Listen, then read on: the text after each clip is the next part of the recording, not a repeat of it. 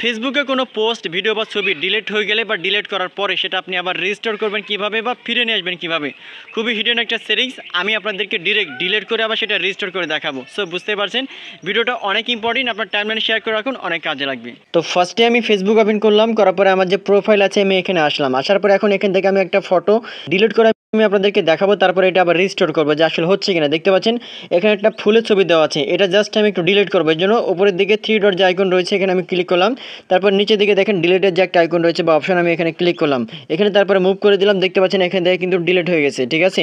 তারপর এখানে ঈদ মুবারক লেখা আছে, এখানে থ্রি ডটে যদি আমি ক্লিক করি, তারপরে এখান থেকে ডিলিটের যে আইকন রয়েছে এখানে আমি ক্লিক করলাম, তারপর এখান থেকে ক্লিক করলাম, দেখতে পাচ্ছেন এটা কিন্তু ডিলিট হয়ে গেছে, এখন কিন্তু এখানে নাই। এখন এটা আমি আবার কিভাবে রিস্টোর করবো, এর জন্য আপনি এখান থেকে ব্যাক করবেন, ঠিক আছে। আমি এখান থেকে ব্যাক করলাম, ব্যাক করার পরে উপরের দিকে যে প্রোফাইলে যে আইকন রয়েছে ডান পাশে দেখেন থ্রি লাইন, ডান কর্নারে আপনি এখানে ক্লিক করবেন, তারপর নিচের দিকে একটু স্ক্রল করবেন, তারপরে সেটিংস অ্যান্ড প্রাইভেসি লেখা আছে এখানে আমি ক্লিক করলাম, তারপরে এখানে যে সেটিংস লেখা আছে আপনি এখানে সেটিংসে আপনি আসবেন। সেটিংসে আসার পরে নিচের দিকে একটু স্ক্রল করবেন, একবারে নিচের দিকে স্ক্রল করলে দেখতে পাবেন লেখা থাকবে যে অ্যাক্টিভিটি লগ নামের একটা অপশন থাকবে, এই যে অপশনটা জাস্ট আপনি এটা অন করবেন। এটা অন করার পরে দেখতে পাবেন ট্রাস্ট লেখা থাকবে, এই যে ডিলিটের যে আইকন রয়েছে আপনি জাস্ট এখানে ক্লিক করবেন। এই অপশানে যখন আপনি ক্লিক করবেন বা ওপেন করবেন তখন দেখেন এই যে দুইটা আমি ডিলিট করলাম, এই যে দেখতে পাচ্ছেন এখানে কিন্তু চলে আসছে, ঠিক আছে। এটা কিন্তু এখান থেকে আপনি রিস্টোর করতে পারবেন, এটা কিন্তু আসলে ডিলিট হয় নাই। যদি এখানে যদি থাকে তাহলে আপনি রিস্টোর করতে পারবেন, এখানে যদি না থাকে তাহলে আপনি রিস্টোর করতে পারবেন না। আবারও বলছি দেখেন, এই অপশানে থাকলে রিস্টোর করতে পারবেন, যদি না থাকে তাহলে রিস্টোর করতে পারবেন না, একবার তাহলে ডিলিট হয়ে গেছে জানতে হবে।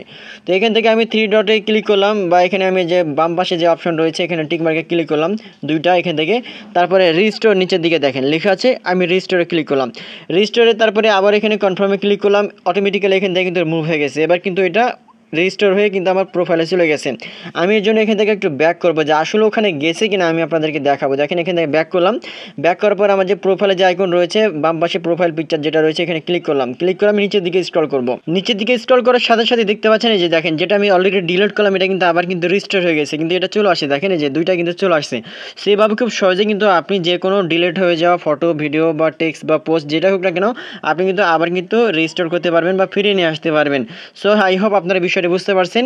সো অবশ্যই ভিডিওটি আপনার টাইমলাইনে শেয়ার করে রাখবেন, যে কোনো সময় কাজে লাগবে। ধন্যবাদ।